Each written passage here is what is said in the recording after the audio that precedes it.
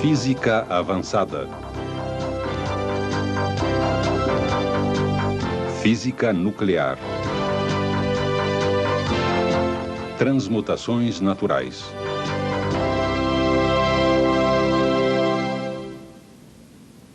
Um dos motivos para termos medo da radiação nuclear é que não podemos vê-la. Foi Henri Becquerel quem pegou uma chapa fotográfica, envolveu em papel opaco e colocou sobre ela uma amostra de sulfato de potássio uranila. E ela ficou em uma gaveta escura durante vários dias. O resultado, uma chapa fotográfica exposta, a primeira prova visível da radiação nuclear. Parecia que os raios eram emitidos pela amostra e velavam a placa. Rutherford e Vallard demonstraram que esta radiação realmente consistia de 3 tipos diferentes: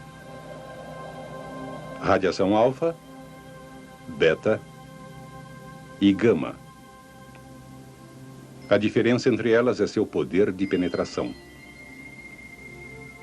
Raios alfa são facilmente retidos, raios beta, menos.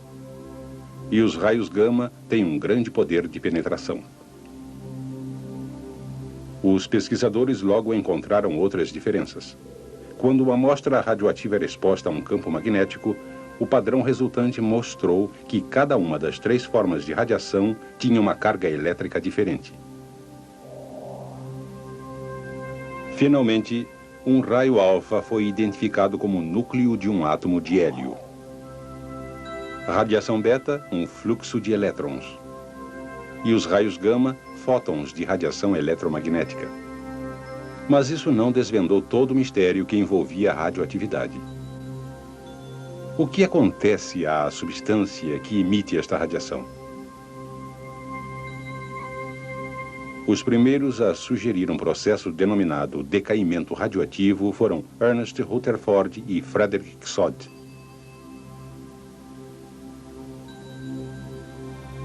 Átomos emitem radiação.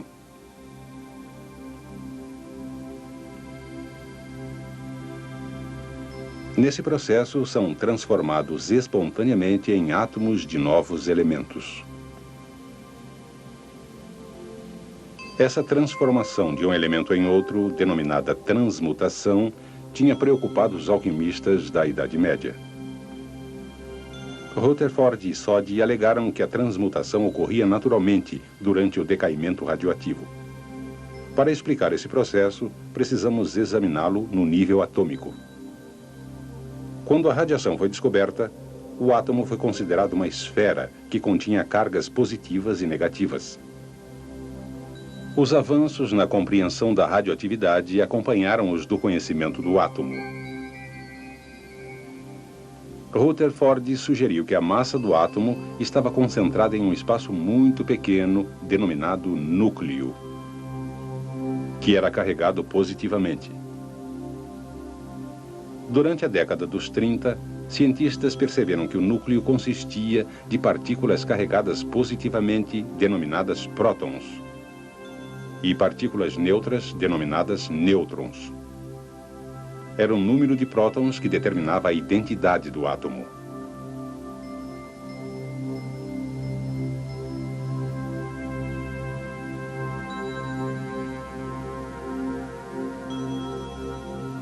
Descobriram também que, para átomos de um elemento específico, o número de nêutrons presentes no núcleo podia variar. Essas formas diferentes de um elemento foram denominadas isótopos. O elemento hidrogênio tem 3 isótopos conhecidos. A estrutura de um elemento é normalmente representada de forma simbólica. Por exemplo, o elemento lítio tem 3 átomos em seu núcleo e, portanto, recebe o número atômico 3. O isótopo mais comum de lítio tem 4 nêutrons, totalizando 7 partículas em seu núcleo. Portanto, ele tem um número de massa 7. Quando o lítio é submetido a uma reação química, não é o núcleo, mas sim os elétrons que têm o papel mais importante. Ele reage com o flúor, transferindo um elétron de um átomo para outro. mas o núcleo permanece inalterado. Elétrons também podem ser compartilhados por dois átomos. Como em todas as reações químicas, o núcleo não é afetado. Porém, o decaimento radioativo envolve uma alteração no próprio núcleo, produzindo um ou mais tipos de radiação.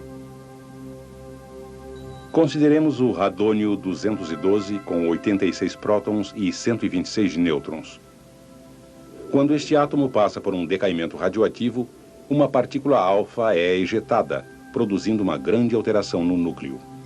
O núcleo que resta passou a ser polônio-208. Em outras palavras, do radônio, a emissão de uma partícula alfa resulta em uma transmutação para polônio. Vamos agora observar um elemento que irradia partículas beta, como o carbono 14. Mas como é possível a um núcleo consistindo de prótons positivos e nêutrons neutros emitir uma partícula carregada negativamente? Durante o decaimento radioativo, um dos nêutrons no núcleo se transforma em um próton e um elétron. Esse elétron, ou partícula beta, é emitido do núcleo. O núcleo que resta tem um nêutron a menos e um próton a mais, o que transforma o átomo de carbono em nitrogênio. Vamos ver de novo. Um nêutron se transforma em um próton e o elétron é ejetado do núcleo.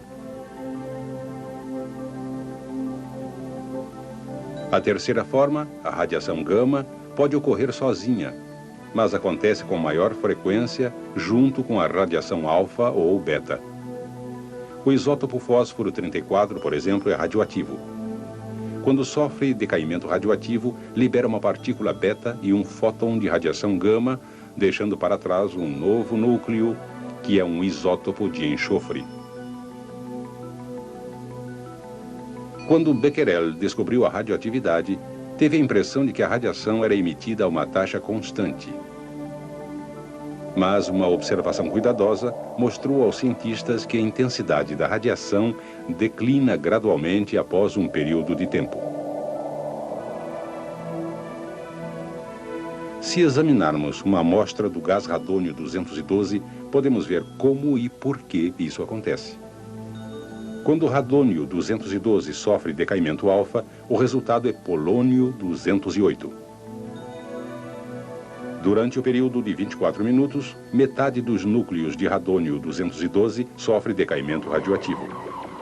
Cada núcleo emite uma partícula alfa e assim é transformado em polônio-208. No período de 24 minutos seguinte, metade dos núcleos restantes de radônio-212 sofre decaimento e assim por diante.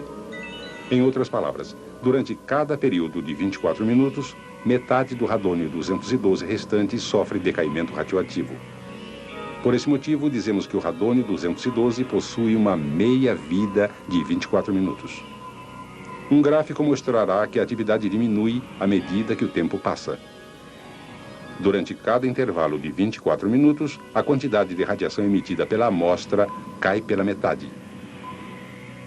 A meia-vida de cada elemento radioativo é diferente e pode variar desde uma fração de segundo até bilhões de anos. Mas ainda resta um mistério. O que produz a energia liberada durante o decaimento radioativo?